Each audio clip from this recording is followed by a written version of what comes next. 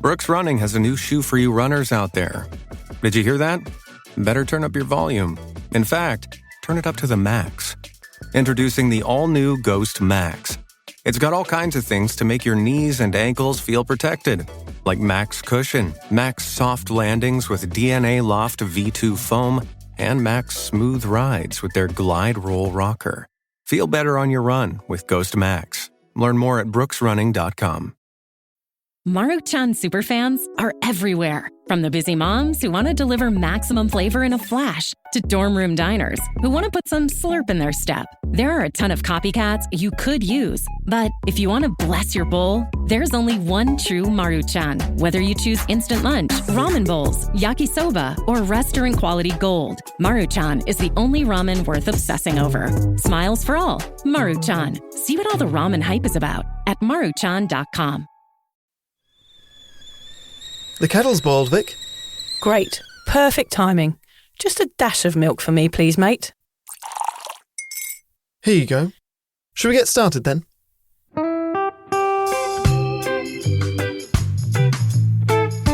Have you ever woken up on a Sunday morning and said, I'm never drinking again, and then found yourself waving $50 at a barman by happy hour?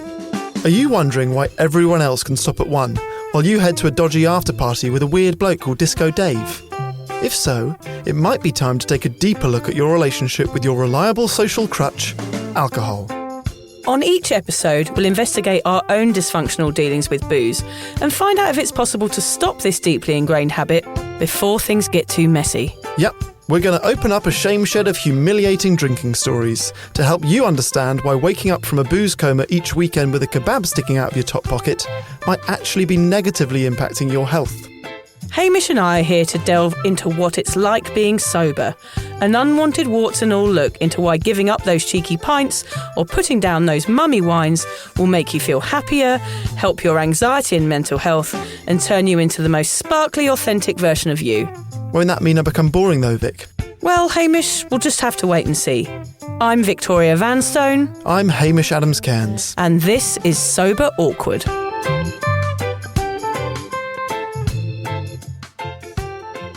Yeah, so I've received another message from Alan on his football trip away. Okay, enlighten me. The last one was him. Where was he? He spent all his money on half of his budget in a supermarket on all sorts of crap. Pickled eggs and stuff, yes. So this message, all it says is 10 blokes in a hotel lift designed for 5. I got kicked out of the lift and my trousers fell down. That is literally, I've had 2 messages from him. And that is the second one that I've got. Kicked out because he was... No idea. That's all it says. I got kicked out. My trousers fell down. It sounds like fat shaming to me. I reckon they've looked around and gone, all right, you, out. Yeah. There's not enough space. Sounds like he's maybe getting bullied. Do you mind to check in on that? Yeah, I've checked in on him. He doesn't answer me back. I respond and say, are you okay? What do you mean you've been chucked out of a lift and your trousers fell down? But I don't hear anything in return. I just have to presume he's alive and he's well. He's cryptic, isn't he? He leaves a lot unsaid. Yeah.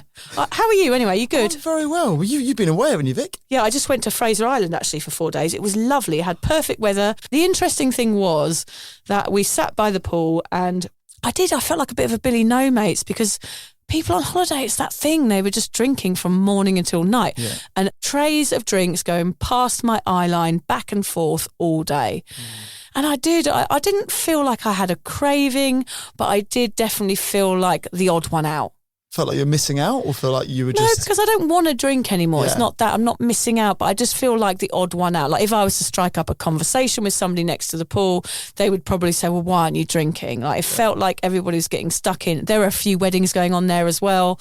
So it just felt like a real boozy environment. I felt proud still that I wasn't digging in, but I also felt, gosh, I'm a bit of a weirdo. Well, I think it's quite reassuring to hear that you still have that feeling, really, because I think people might beat themselves up in their sobriety for still having that feeling. Yeah. And you're years in and still there's a part of you, and actually, funny enough, we went to the cricket, you said, God, part of me still wants to have a beer with everyone. Like that part never dies, It's that fitting in almost, isn't it? Yeah. It's that fitting in feeling of being part of something. Whereas now I'm part of something else, which is the sober world. But there is still always a little inkling. I think for every sober person, they wouldn't say like they were sitting next to a pool on a hot day and somebody with a tray of cold beers with condensation running down the side, you know, that you would crave it, even though you don't want it. There's still a tiny part of me that goes, oh, that'd be nice. But I know I'd whip one down my neck in one gulp and then I'd be like, you know, being a knob. Yeah, I know you would be too. Have you had a craving since you gave up?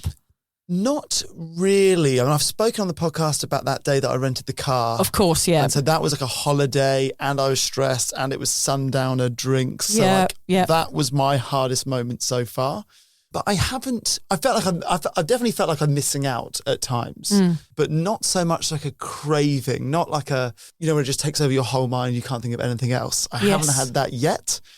It might come, but I kind of been rewarding myself for not having that. So I feel quite good about the fact it hasn't come. It's funny you talk about it like it's an outside force, which is something we're going to talk about today, which of course isn't the fact. It's you creating the craving, which makes it sort of go into your head. It's not that bolt out of the blue. Yeah. And it's brilliant that you say that, Hamish, because you make it sound like it's something you can't control. I know it is, because I have cravings for chocolate and biltong. Yes. And I can't drive past. I can't. There's a South African shop here. Yeah. I can't drive past it without going in. Yeah. The other day, funny enough, the guy that sells the biltong, we were in the plaza. Biltong, for people that don't know, is like dried meats. Yeah, it's a South African delicacy. And he was in the plaza, which is not where the biltong shop is. Yes. And I saw him and I said to Liz, I know that man. I don't know. I see him all the time. I don't know many people up here. I see him all the time. It must be, I don't work with him. I don't, who is he? 4 hours later, I was like, it's the biltong man. I see him as much as I see my own family. You have like a friendship with the biltong man. Steve, biltong Steve. That is so funny. I read online somewhere this week that there are lots of odd things that people crave, which is kind of what we're going to be talking about today. And those bolts out of the blue, Hamish. Funnily enough, some people eat sawdust like you eat biltong. Okay. Some people stop at the sawdust shop and eat the sawdust. What? That is the thing people crave. Just licking the floors of Bunnings. Yeah, and people crave chalk and mud from the garden. People eat mud. Eating it. Yeah, it's like an addiction. And others like licking talcum powder.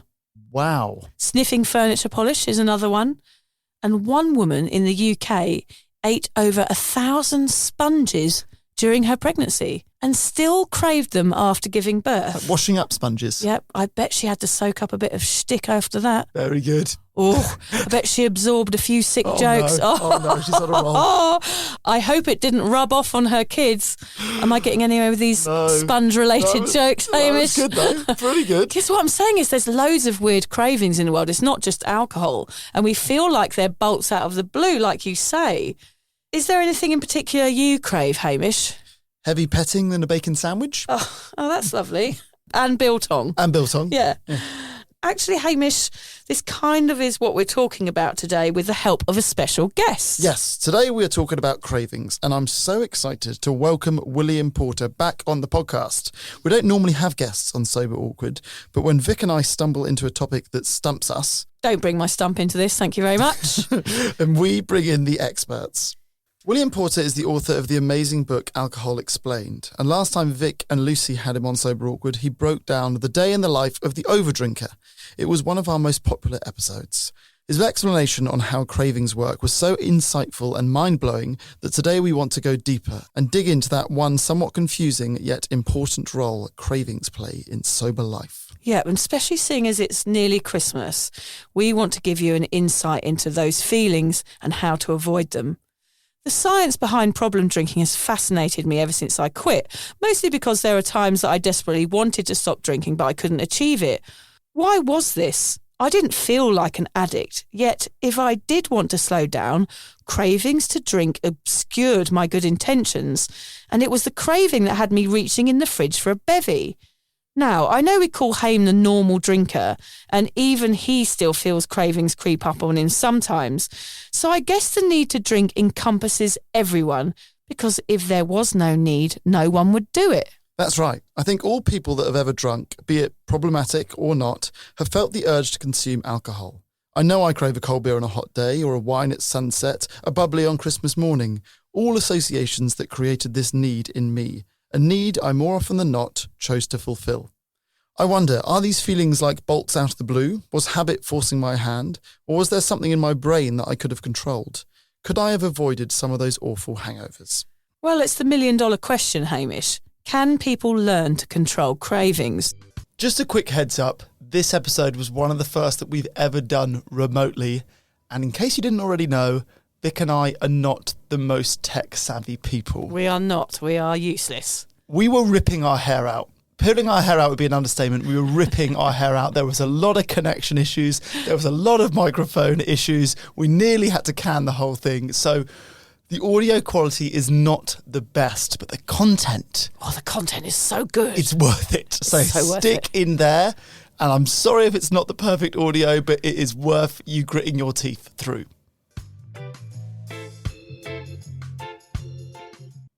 How would you describe a craving, William? A craving is basically a very strong desire for something, and it kind of suggests it's sort of overwhelming, something that completely, something you can't easily handle. It's something that really overpowers you. So that can be for anything, not particularly alcohol. Yeah, exactly. Yeah. So the process, we quite often talk about triggers, and people quite often talk about avoiding triggers. But I think it's important to understand the thought process from start to finish. The trigger is something that puts the thought of an alcoholic drink in your head. That doesn't necessarily mean a craving. So, I spend, 80% of my waking hours thinking about alcohol and drinking because of what I do. But I never ever crave alcohol. And that's, I think, a key point. The thought of something entering into your head, the trigger, only leads to a craving if you start to fantasize about it and entertain the thought of having it. So I actually divide cravings down into different parts of the process. Obviously, the trigger is phase 1, where the thought enters your head.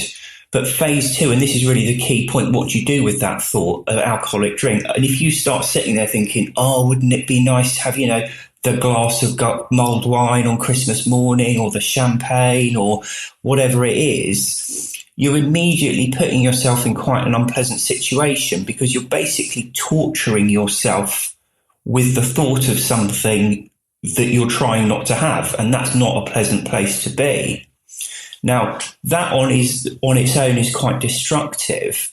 But I think when you start to go into it even further, you start to understand how drugs can take such a strong hold of people. Because let's take Christmas as a classic example. Okay, it's supposed to be a really nice day. It's supposed to be enjoyable. And when you look at it on a basic level, there's not much to not enjoy about it. Okay, you get up, you have loads of nice food, nice non-alcoholic drink, you spend time in front of the TV with your family, opening presents. It should be a really nice day, okay? But it's only a nice day if you're engaged in it and paying attention to it, right? If you are shutting yourself off, ignoring everything that's going on, and just concentrating on this unpleasant internal tantrum, you might as well be sat in a prison cell, for all the enjoyment you're getting out of it. So when you start to get into that cycle, the alcoholic drink becomes the difference between enjoying life and just suffering it. Gosh, so we're unable to enjoy ourselves without a drink, because wherever we're in a situation where we want a drink and can't have one, we suddenly ignore, Christmas, being on holiday, whatever it might be, you're ignoring everything that's going on and just putting yourself through this unpleasant internal tantrum. And that's why, for a lot of people, problem drinking, smoking, vaping, comfort eating, whatever it is, may seem irrational, but it isn't. Who wants to live their life miserable and get no enjoyment out of it? The reason I gave up alcohol was because of that preoccupation. I realized that going out, I wasn't present in anything that I was doing, because I was so conscious about where the next drink was coming from, what everybody else was drinking, how much I was going to allow myself. Like, do I have one? Do I have another one? What's going to cause me anxiety? When shall I stop? But of course, after one, I couldn't stop. But that whole preoccupation, that obsession with the craving, is what eventually was just such a mind fuck that I just had to go, I can't do this anymore. This is taking up my entire brain. Yeah, absolutely. And that's the thing. It starts to pervade into even when you allow yourself to drink. That's exactly right. So, as it takes more and more of a hold, you have the drink, it disappears, but then you're thinking about the next one. And then after a few, you're worrying about how intoxicated you are and all the rest of it. So it actually starts to pervade into your life anyway. You're exactly right. How has your relationship with cravings changed since giving up alcohol? I still crave things that aren't alcohol, absolutely, because I think, it's helped a lot to understand them and to sort of get a bit of a grip of them. But I think they kind of remain for other things. But I just don't crave alcohol anymore. One of the things I did when I stopped drinking, and this wasn't a conscious tool I put into place, this was just something I naturally did. And it wasn't until further down the line when I really started to unpick things that I realised how powerful it was. But one of the things I hated most about drinking was waking up at 3 or 4 a.m. feeling really, really anxious, exhausted, but completely unable to get back to sleep.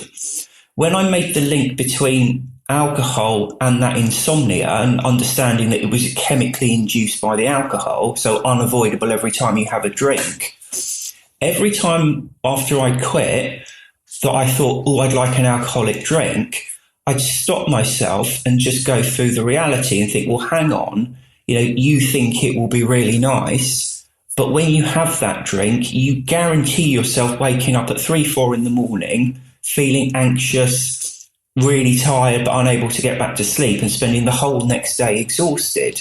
And I think what I did there was, because I did that over and over again, I conditioned myself that whenever I see an alcoholic drink, I don't see the fluffy fantasy of, ooh, isn't it nice to have mulled wine on Christmas morning?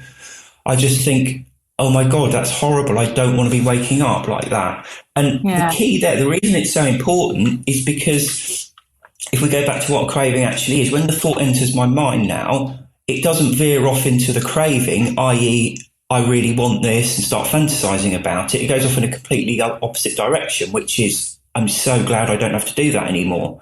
So in terms of craving alcohol, I just don't anymore. It's funny because I have moments where I don't call it a craving. I just remember why I used to drink. It's like a memory of alcohol rather than actual. I know I don't want to drink and I know I wouldn't drink, but there's moments when the kids are going mad and I'm feeling tired and everything's kind of deteriorated throughout the day, when I just go, this is when I used to drink, and I can register it as that and let it pass and carry on with my night. And actually the only cravings that I do get now are memories of the reasons why I don't drink, which is actually a really good thing as well. So I think also you can kind of change those cravings into going, well, that's why I don't do it, because I don't want that obsession. I don't want that preoccupation. Yeah, absolutely. I think anything that diverts that thought from that fantasy stage, starting to read, and I hasten to add as well, it is a fantasy. We create a massive fantasy around it. We have this idea of kicking back with a drink and this idyllic situation, how perfect it will be. And of course it isn't. As soon as you have that drink, you're in much the same situation you were in the first place, only you feel slightly dulled from the alcohol. I quite often say to people that there's only 2 times in your life that alcohol genuinely makes you feel good. One is when you're suffering from the after effects of the previous drinking, because it creates that chemical imbalance and fills the gap it created in the first place. And the other time is when you're craving, i.e. you've got yourself into this mental tiz, this tantrum, and having a drink ends it. Purely because, if you're sat there miserable because you can't have something and fantasizing about it, if you then start consuming it, you shut down that thought process. And you can then engage in and enjoy what was going on in the first place, but you're unable to enjoy because of the craving. And in many ways, it's the same basic mechanism. Alcohol doesn't give, it just takes and then partially restores. But as you mentioned yourself, you then end up at the stage where even when you're drinking, you're still so absorbed in the alcohol that you're still not present in the situation anyway. You're clearly someone who's given a lot of thoughts to cravings. My current experience of cravings is when I drive past a McDonald's and I see the golden arches, I really want a McDonald's. Now that craving lasts 5 minutes if I don't give into it. Typically, how long does a craving for alcohol last in your experience? So I've heard quite a lot of times some like people put a time frame on it, like it's 20 minutes or something. So ride them out. I like the idea of that, but for me, I found it being a thought process. It lasts as long as you remain in that thought process. So I kind of like the idea that, you maybe go into it and you kick the idea around constantly in your head, and eventually your brain gets bored and jumps onto something else. And I think that's entirely possible. But I know for me, it would, for example, if I went to a sober event, I'd be like, oh, I want to drink and I can't, and I'd be pretty miserable. And there'd be times in the evening when I'd then forget about that, but I just kind of keep coming back to it. So I think probably it's a very personal thing. I'm not entirely sure, but yeah, I've heard 20 minutes put on as a figure. If it is 20 minutes and you know that it takes 20 minutes, I think the longer you are sober, I think you would be able to get that down to 5 seconds. I think it would be like a process of where the longer you've practiced, like not giving into the distraction, the quicker it will be to let it pass. I know for me, it's a matter of me turning around and putting the kettle on and going, oh yeah, I remember drinking, right, I'm going to put the kettle on, and distracting myself straight away and not having to go through that process, just learning over time what I can do to make that craving pass. I think for me, going through the reality, because like I said, a craving for me is a lot about fantasizing. And I think reining yourself in and thinking about the reality can be quite powerful as well, and it can end it.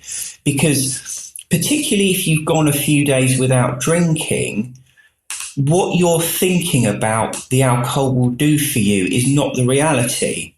Because like I say, so when you drink alcohol, your brain becomes oversensitive to counter the sedating effects of the alcohol. So when the alcohol wears off, there's that oversensitization is left, and it manifests itself in kind of an unpleasant, anxious feeling. There's two ways to get rid of that. One is to wait until the brain chemistry gets back to normal, but the far quicker way is to have another drink.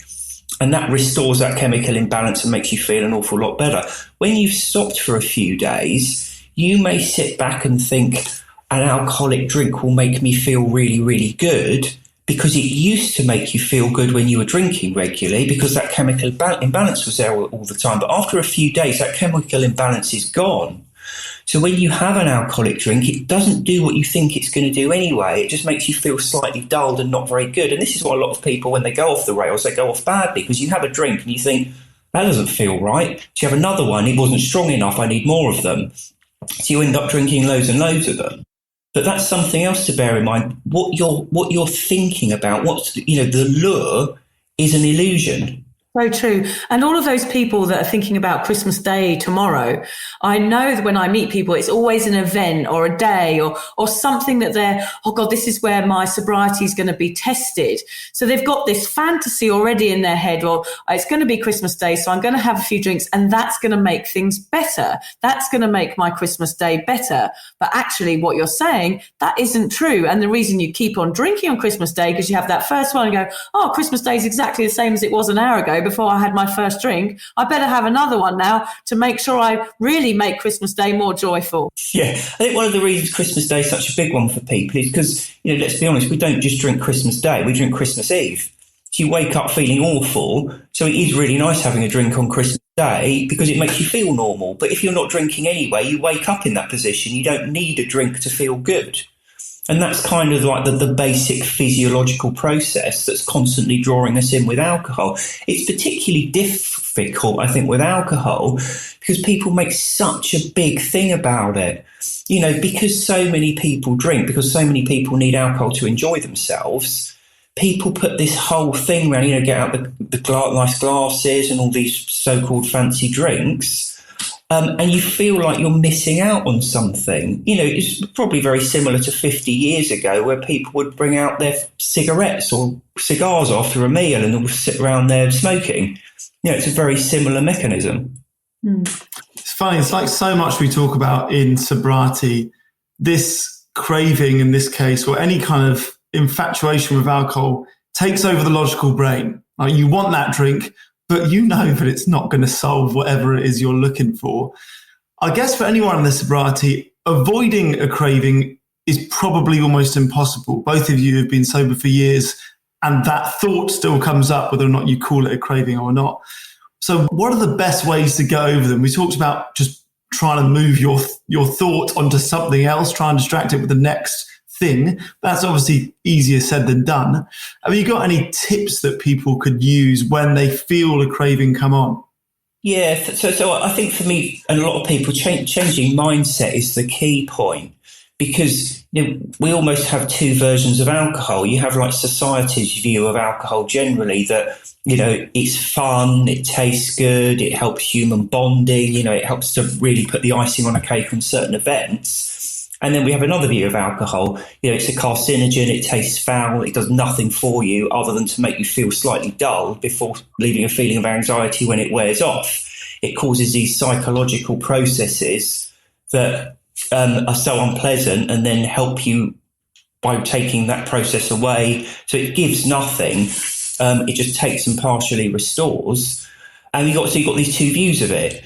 Now, for me, the benefit of it is the latter view, the second one, is actually the truth. So when you're in a craving, it helps to remind yourself of the reality, because it's very easy, particularly around Christmas with all the paraphernalia around drinking, to get sucked into the whole, it's really good fun and I'm missing out on something. Yeah. I mean, Christmas is a trigger for many people, and the people that I meet who have a period of sobriety and are doing really, really well, you can see that they're already going, but it's Christmas, I'm going to have one. And no matter how strong they've been, there is this pull, which is due to so many reasons, as you say, due to tradition and due to ingrained habits and due to, that Nan's bottle of port that's in the cupboard under the sink that hasn't been drunk for a year. All of those things combined, it's like this whole kind of whirlwind that sort of draws you into the epicenter, isn't it? So you can't, there's so many things pushing you towards the drink on this special day. And especially people like annoying family members or that drunk uncle who has no idea how alcohol has been affecting your life. There's people pushing you towards it. And so the craving is just another thing on top, isn't it? With all these different factors flooding into you. It's such a hard time, isn't it, for everybody? Why do you think cravings are so powerful? If you give someone a basic choice, would you rather live 20 years and have a normal, happy life, or live 40 years and be miserable? We choose, I know I certainly would choose the 20 years. I don't want to live 40 years of misery when I can have 20 years of like a normal, happy life. And that's the problem with cravings. Like I say, when you are craving, you are not in a happy place. And when you are craving, be it on holiday, at Christmas, whenever it is, you're not paying attention to all the good stuff. All you're doing, you're taken up with this unpleasant internal process. And it's true for the mundane stuff, like just week by week going out with friends, getting in from work and, after a hard day and putting the TV on and just relaxing. You can't engage in any of it. So we kind of learn that, like I say, alcohol or whatever it is, the object of our desire, is the difference between enjoying life and just putting up with it. And so, like I say, these things may seem irrational, but they're not, because if you have a choice between, like I say, 20 years of misery 20 years of happiness or 40 years of misery, we always choose, to be happy. Who doesn't want to enjoy their life? And that's the problem with it. The great thing about it is, though, like I say, it's a purely conscious thought process, and you can get to grips with it and control it. I think there's a few good tips we can give to people. When you're thinking about, like, for example, Christmas Day not drinking, it's really useful to put a plan in place before you get there, because we humans, and I kind of know this from my own experience, if you just turn up somewhere and make it up as you go along, you're having to think constantly about what I do in this situation or that situation. Now, if it's a situation like we're getting up in the morning, everyone's going to have champagne, and then you have to think about what you're going to do in that situation, you're of course going to be thinking, well, I could have a glass, or that would be nice. And you're immediately getting into that thought process. So what can be really useful is to get the plan in place. So decide what you're going to drink, water, alcohol-free options, make a virgin cocktail, whatever it is, but go through it all and have it planned out for the day. Particularly if it's your first Christmas, what you don't want to do is like leave yourself not knowing what you're doing and having to think about it, because Because as soon as you start thinking, what are my options here? Of course, having a drink is one of them. So you start going down that thought process. So regiment out specifically what you're going to do, what you will be drinking, what you'll be doing on each occasion. And even if necessary, run through it in your mind beforehand so that you've got it all planned out. It's my first sober Christmas this year, and we're staying in a campground with no phone signal and nowhere near any shops. So whatever the craving, unless I steal from a fellow camper, I should be all right. Oh, you know those campers, though, around Australia, it's like massively ingrained culture over here is camping and drinking. So I think you'll be being offered a few drinks. So you better be prepared, Hamish. Why do we always crave things that are bad for us? It's always sweets or cigarettes or booze. When was the last time we craved fruit and veg, or like a nice walk? Yeah. It's always the bad. Yeah. Well, this is the thing, though. Don't forget the craving is you almost have to deny yourself to get in the craving in the first place. Yes. There's got to be a reason to not have it. And if there is a reason to not have it, that's when you start obsessing with it because you can't have it. Right. So that's the key there. So it has to be something that you have enjoyed before and then you've not had for a while. That's the key to then have to crave it. Something you're denying yourself. That's so interesting. That's a really simple way of putting it, actually, because it's actually you denying yourself something. Like, alcohol's bad for you. Chocolate's going to make you put on weight. All of those things. So therefore, it's almost like a sort of delusional need for something that is bad for you. God, us humans are pretty weird, aren't we?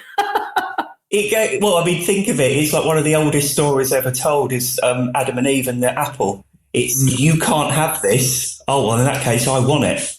What is the best way that you can avoid getting a craving? So the best way you can avoid it is, as I say, the thought enters your mind and it's what you do with that thought. So for me, changing my perspective of alcohol so I just don't see it as pleasant and enjoyable anymore virtually guarantees you not having a craving, because sometimes it might sort of catch you on the hop a bit, like you get off the plane on holiday and you see the bar and a cold beer and it's like, oh, that looks nice. But most of the time you don't, because you just don't see it that way anymore. So for me, that was the key. It was just to understand really what alcohol was. And when you sort of get under the skin of it a bit, like I say, a lot of it is illusion, because, I kind of described the craving process, how we end up needing something to enjoy life. But when you start to understand it in those terms, it's like, well, it is just a placebo. That the object of your desire becomes a placebo at that point. Yeah.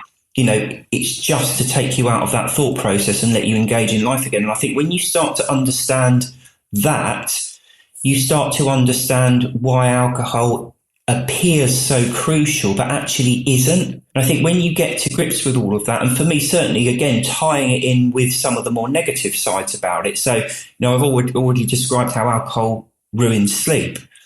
Okay, and it does that for everyone. And I think that's another important point.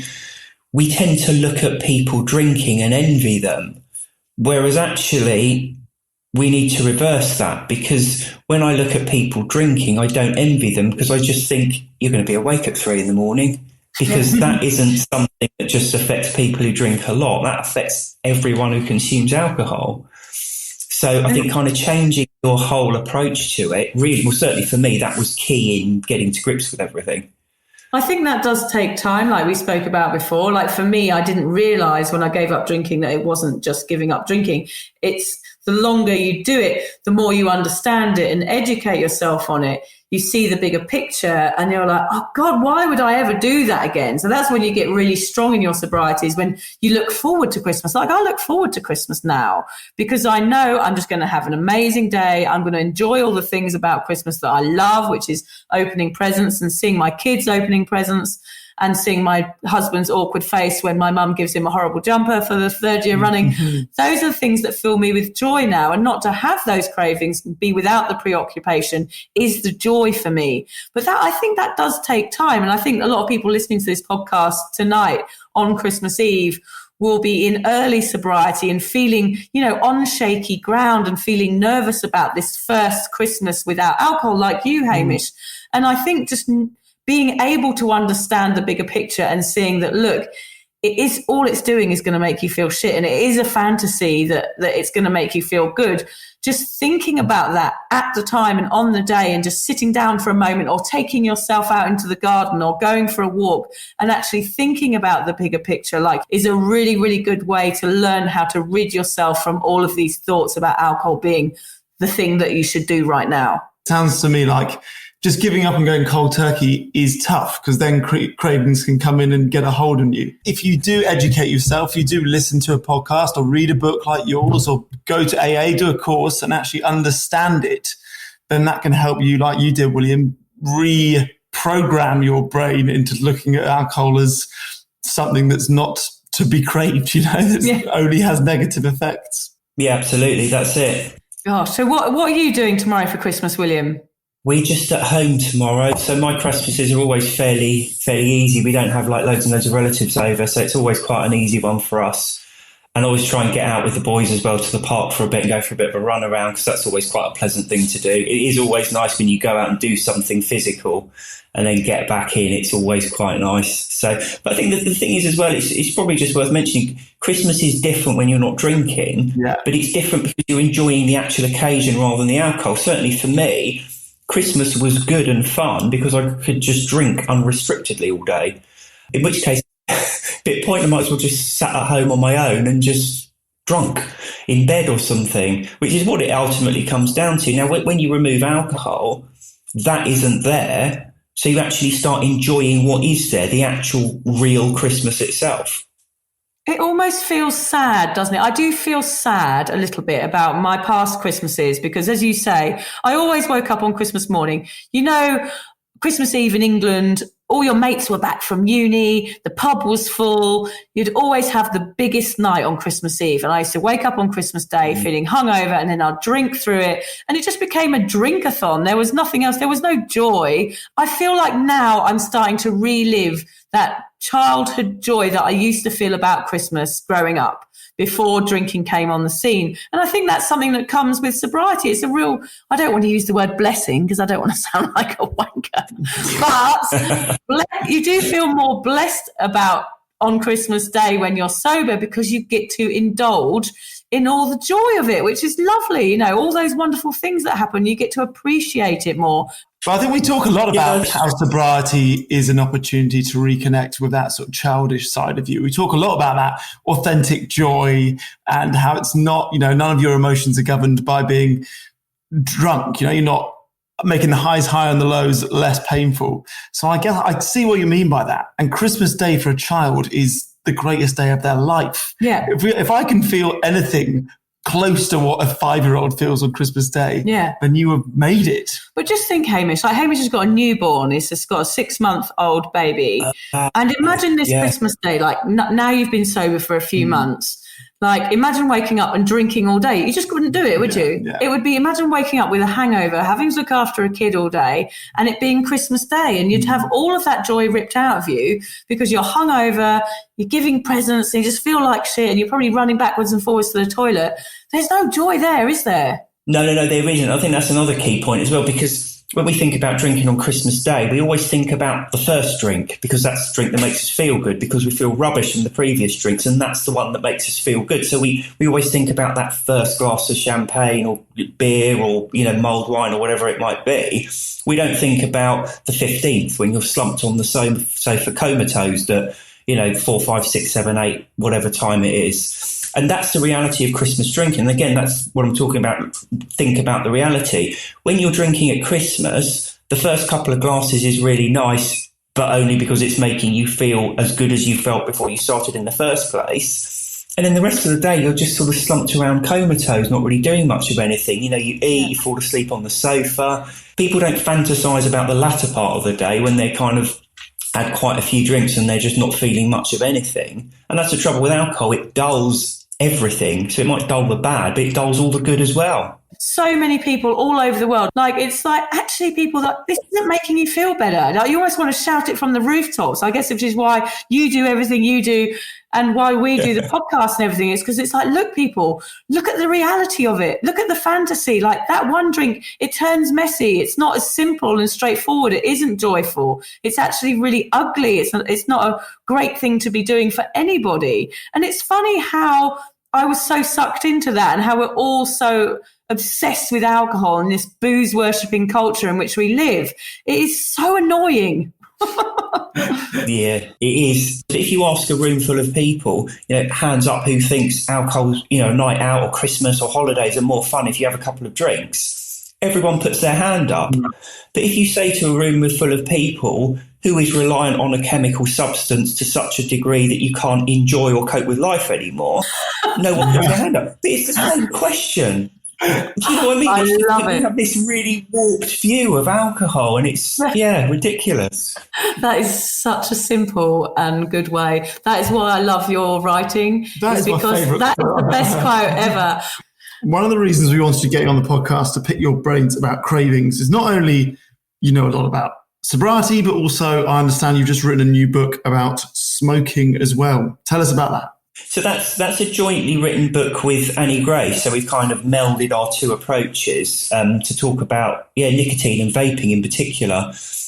We've both of us got younger children, and there's just so much going on with vapes at the moment, and it just massive. And certainly over here in the UK, there's been a load of stuff in the press about people marketing disposable vapes specifically for children. These are like illegal vapes that are flooding the market. So we've kind of, like I said, melded our two approaches and applied it to nicotine addiction. So starting to look at that to hopefully do some small thing to try and turn the tide on that side of things as well, because that's just becoming ridiculous. It's such a tech product and therefore really appealing the younger generation. And the problem is, like with alcohol, the younger generation, I sound really old talking about the younger generation, but they're turning away from alcohol. Less and less younger people are drinking, which is a great thing, but more and more of them are vaping.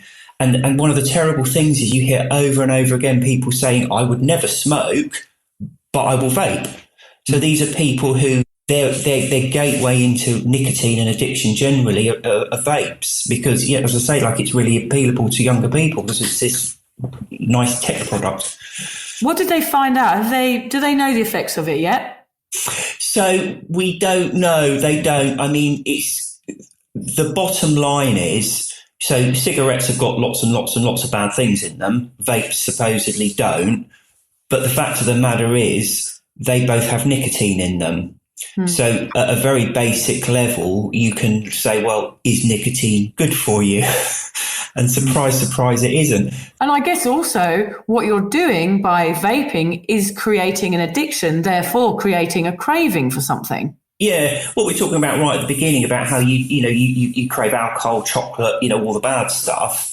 For me, that's all about a learned coping mechanism. So everybody has bad days, and there's different ways you can deal with it. Read, exercise, meditate, go for a walk, talk to friends, whatever it might be. Or you can choose to consume something to change how you feel. And obviously we're talking about alcohol, nicotine, chocolate, blah, blah, blah. I think whether you're looking at alcohol or vaping or whatever, you're immediately teaching yourself, when I have a bad day, I will try to consume something to change how I feel. And that tends to lead you off on a destructive path, because you may end up drinking too much and you quit that, but you adopt that same concept. So you start vaping more or eating more sugar or all the rest of it. William, I actually got an email a month ago, which I've been saving in order to put to you. So I don't want to reveal the name of the person, but I'll just read it to you because they've asked me my thoughts, and I feel like I'm in no position to answer, but you are probably almost definitely in a much better position than me. So they write, thank you for your podcast. It's literally saving me from excess currently. But my constant question or excuse is I only smoke when I drink. I hate smoking when sober. Do I drink so I can smoke?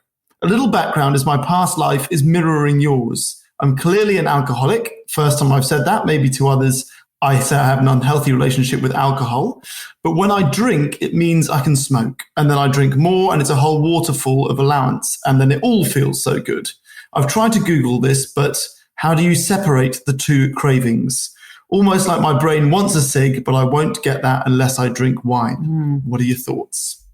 Yeah, so this is quite an interesting one, and you quite often get people who drink and smoke but won't do. Usually, I'll have a cigarette when I drink, and I won't have one unless I'm drinking.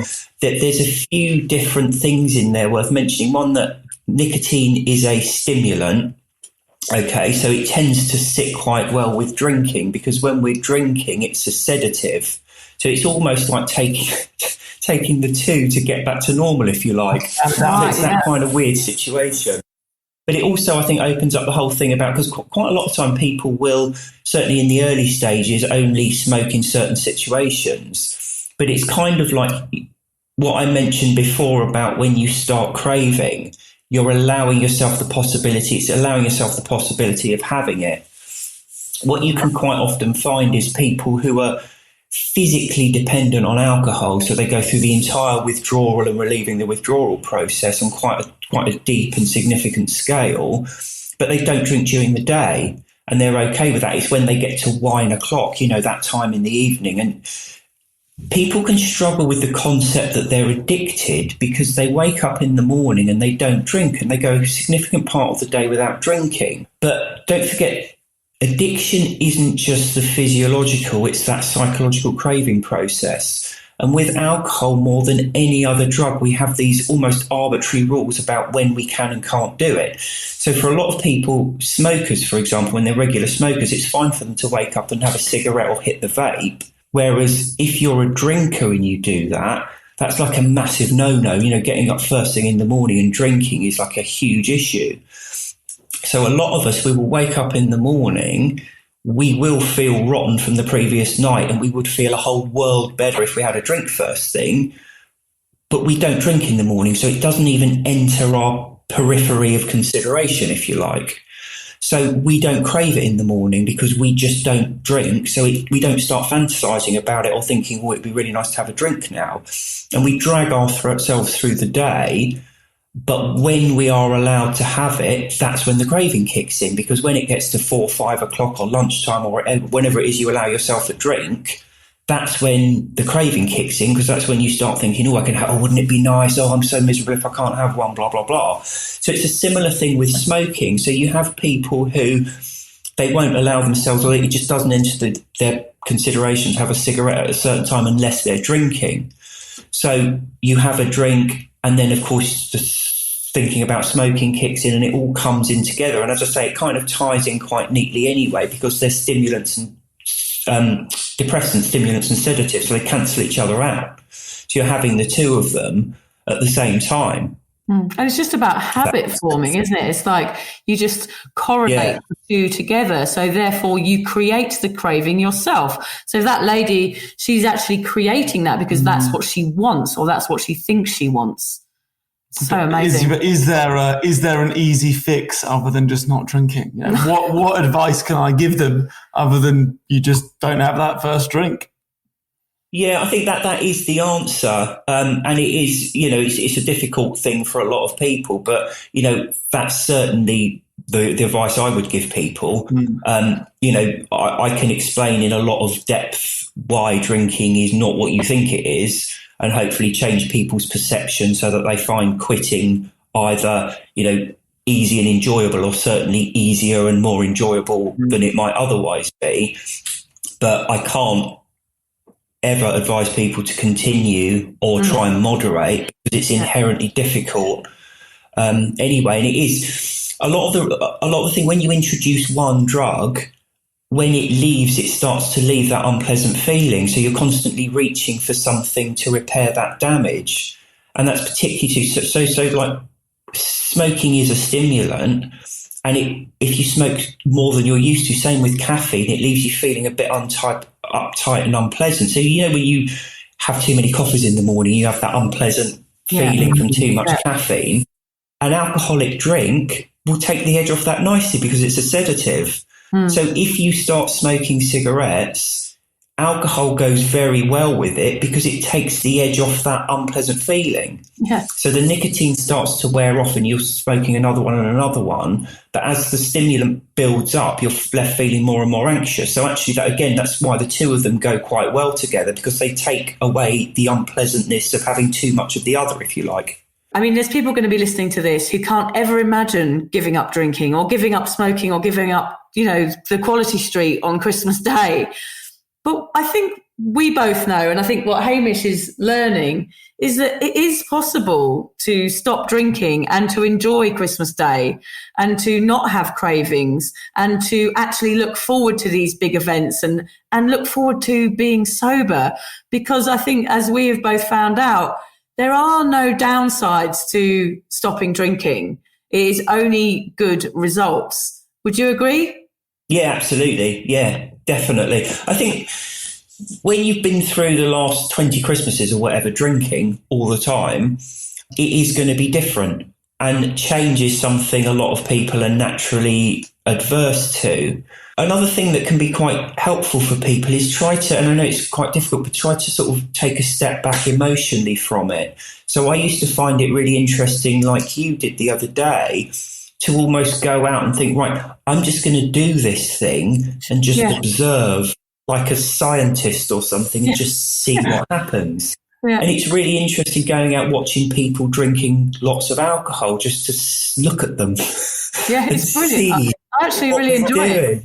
It's kind of like fantasy. It's like, wow, God, this is like, I need to be writing this all down. I need to take a notepad when I go next time. It is really interesting. Yeah, you can do a similar thing with yourself as well. You can just study what's going on. So like, just say to yourself, I'm going to go through this Christmas Day and not drink. And if it's a really miserable, awful day, that's fine. I can start drinking straight afterwards and go back to normal. But just go through it and just see what happens. Yeah, we know it won't be. It'll be a good day, we promise. That brings us back to the English pubs at Christmas. I could still go back to the English pubs and I could sit there and I could just take note of the debauchery going around me. Yeah, you don't need to not go, or you don't need to not be involved. You can still be there and you can still, observe what's happening and enjoy it. Just because you don't drink, it doesn't mean to say that you can't go to the pub and have fun. You can still go out. It does take a while to get your head around it, but you can do it. It's fine. William, we could speak to you all day about this, but I feel like we've taken up enough of your time. But thank you so much for sharing your insights. Good luck with the new book and have a wonderful Christmas tomorrow. Thank you. You too, and happy Christmas, everyone.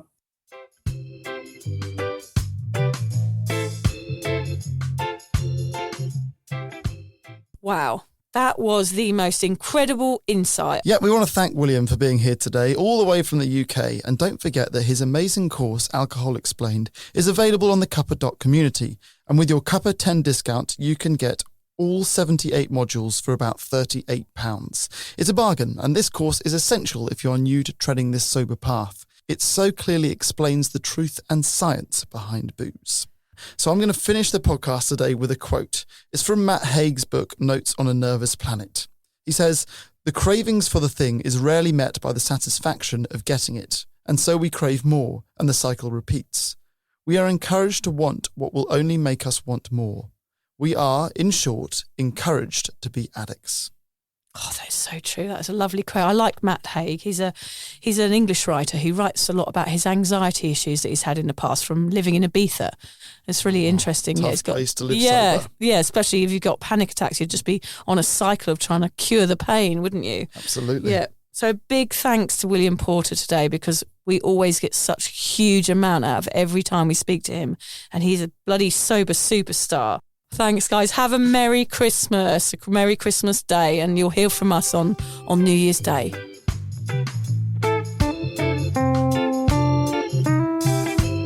If you're questioning your relationship with booze, you're struggling to moderate, or your hangovers are causing anxiety, it might be time to reach out for some support. Yeah, just talk to a mate about how you're feeling, contact a local doctor, find an AA or sobriety group. Vic's got one. Yeah, just head to www.cuppa.community. Remember, if you're questioning yourself, it might be time to seek support. Even though this journey can be awkward, it is definitely worth it. And if you've enjoyed the Sober Awkward podcast, don't forget to review it, rate it, and share it with your mates. Do they have to share it with their mates? Yeah, of course they do. I'm not doing this for nothing, Hamish. Bloody hell. How do they share it?